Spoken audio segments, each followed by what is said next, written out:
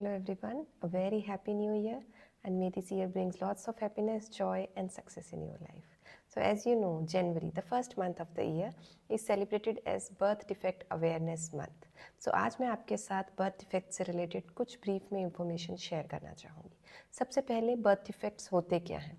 Birth defects कुछ structural या functional changes होते हैं जो बर्थ के समय से ही प्रेजेंट होते हैं और ये काफ़ी कॉमन होते हैं। इसका incident around 6% of the total live births में पाए जाते हैं। Birth defects majorly two types में हम डिवाइड करते हैं, major birth defects, minor birth defects.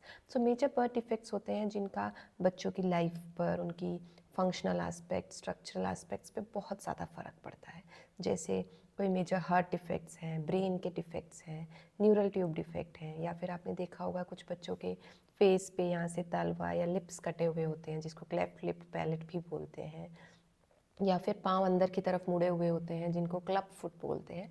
सो ये मेजर बर्थ डिफेक्ट्स होते हैं।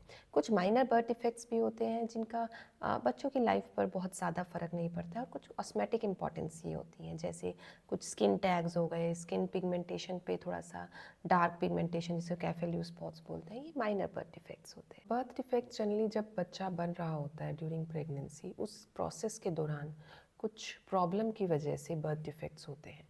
तो इसके कुछ रिस्क फैक्टर्स होते हैं, जैसे अगर मदर प्रेगनेंसी के दौरान अल्कोहल इंटेक है, स्मोकिंग बहुत ज़्यादा है, या फिर कुछ मेडिसिन ले रही हैं जैसे सीजर्स की मेडिसिन, रेटिनॉइड्स, या फिर मदर की एज मोर देन 40 ईयर्स है, कोई टॉर्च इन्फेक्शंस अगर मदर को हुए हैं, या फिर अनकंट्रोल्ड डायबिटीज़ है, या फॉलिक एसिड की कमी है, ये सब कुछ एक कॉमन रिस्क फैक्टर्स हैं जो कुछ तरह से हम अवॉइड कर सकते हैं। सो बर्थ डिफेक्ट्स डायग्नोज कब होते हैं?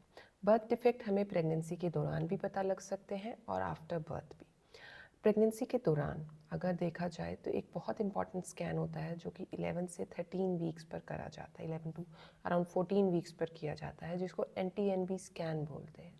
ये scan both for birth defect किया जाता है एज वेल एज बच्चे में कोई जेनेटिक प्रॉब्लम तो नहीं है उसके लिए किया जाता है। इस स्कैन के बाद एक 5th मंथ में स्कैन करते हैं जिसको लेवल 2 स्कैन या डिटेल्ड एनॉमली स्कैन कहते हैं। ये बहुत इंपॉर्टेंट स्कैन होता है। इसमें काफ़ी टाइम भी लगता है क्योंकि बच्चे के एक एक पार्ट को डॉक्टर बहुत ध्यान से देखते हैं और इसी दौरान कोई बर्थ डिफेक्ट डिटेक्ट होने के सबसे ज़्यादा चांसेस होते हैं।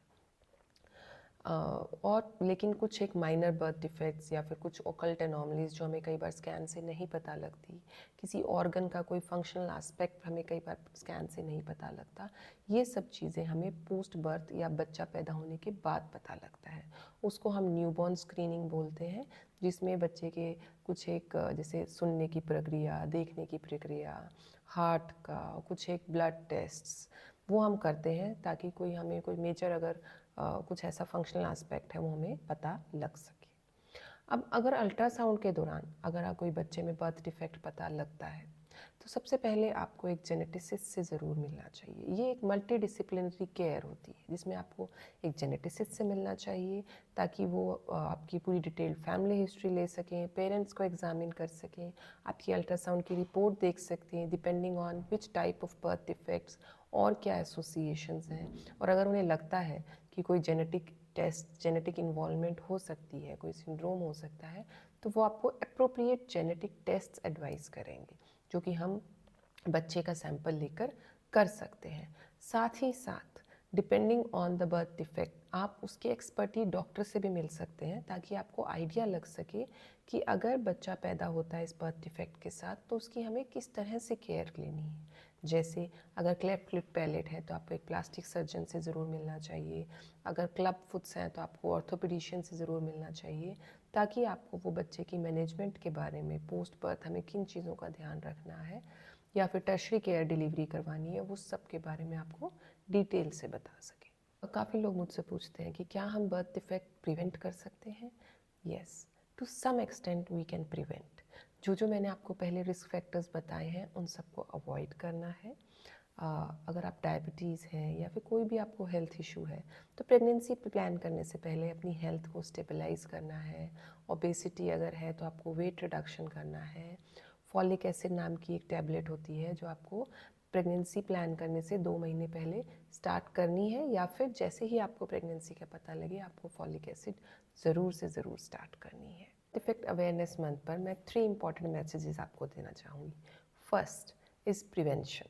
जो हमने रिस्क फैक्टर्स डिस्कस किए हैं उनको अवॉइड करना है, and we should try our best to prevent the birth defect. लेकिन second is diagnosis. During pregnancy हमें फर्स्ट ट्राइमेस्टर स्कैन और डिटेल्ड एनॉमली स्कैन जो कि 5th मंथ पर किया जाता है, ये ज़रूर से ज़रूर करवाना है, ताकि अगर कोई ऐसा मेजर बर्थ डिफेक्ट है तो वो हमें पहले से ही पता लगे। Third is the management.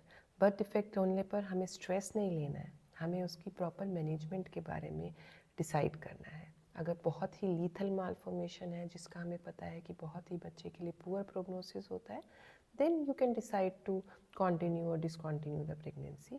लेकिन अगर कोई सिंपल बर्थ डिफेक्ट है which is not associated with any genetic condition, genetic test proper हो गए हैं, बच्चे की ग्रोथ पूरी है, उस केस में हमें पता है कि वो बर्थ डिफेक्ट या तो सर्जिकली या मेडिकली पोस्ट बर्थ भी रिपेयर हो सकता है। सो इसीलिए just an important message, don't consider birth defect as a defect.